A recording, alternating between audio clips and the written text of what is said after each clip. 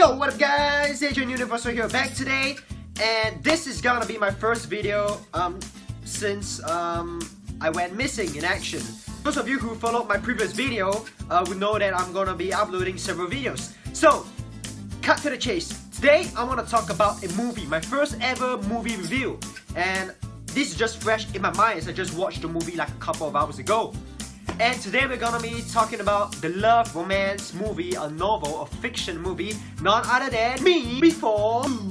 So, for those of you who do not know this movie, if I'm not wrong, it released earlier this year. I'm not sure when. Is it a recent film or so? But it is based on a novel, like a storybook. You know, like there are some other great movies that got adapted from the books, like If I Stay, Fault in Our Stars. Those are, you know, pretty good. Now, for those of you, I know you are thinking, right? Like, usually, guys do not watch this kind of stuff. Am I gay or something? Hey, is he gay? Why is he watching this? Oh, he's gay. Oh. Well, no, I'm not gay, alright? I'm as straight as a highway. My first ever movie that really got me into this, I think, was If I Stay. And then after that, it was Fault in Our Stars. And then you got like, you know, a lot. You got like some about Romeo and Juliet. You got some about, I think, the Scarlet Letter or something. There's a lot of these kind of movies, and recently I've been loving these kind of movies, right? I do not know why, but it makes... The movie was great. It was really good. Like, it was something special.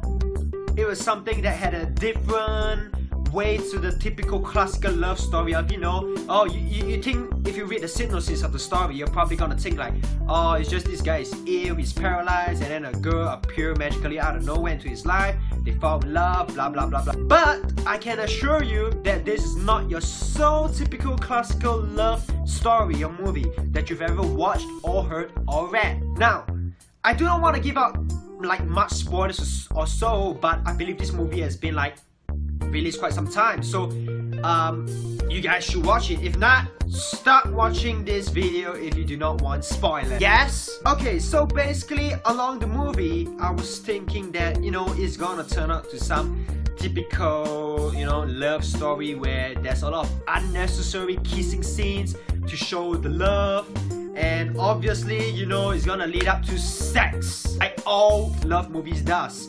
But surprisingly, they didn't. If you watch throughout the movie, there were only a very few kissing scenes that the lead actor and actresses had. Now, I can't remember the actor's name, but I know the actress' name is played by Emilia Clarke.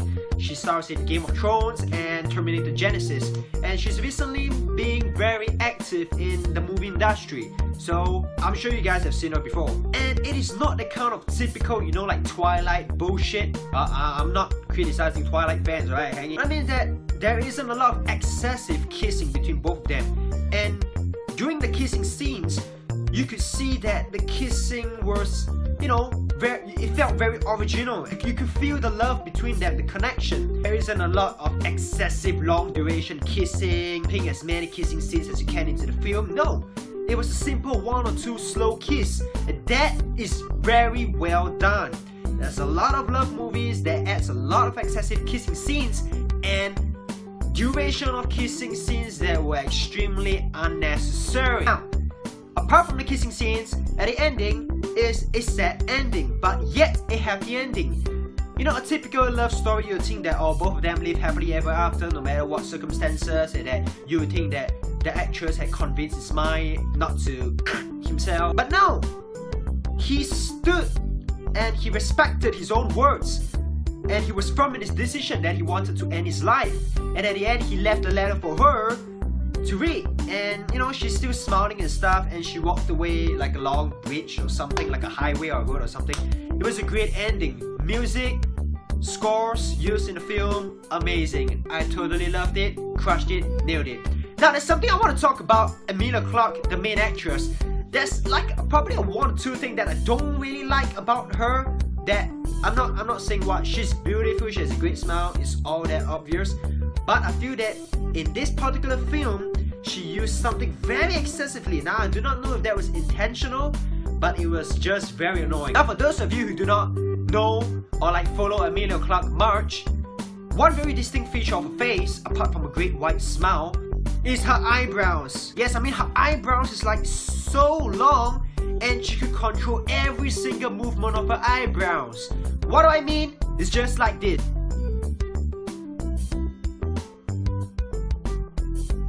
Yes, like that. This movie, Me Before You, Emilia Clarke excessively uses her eyebrows to in a way communicate across her emotions or what she's feeling.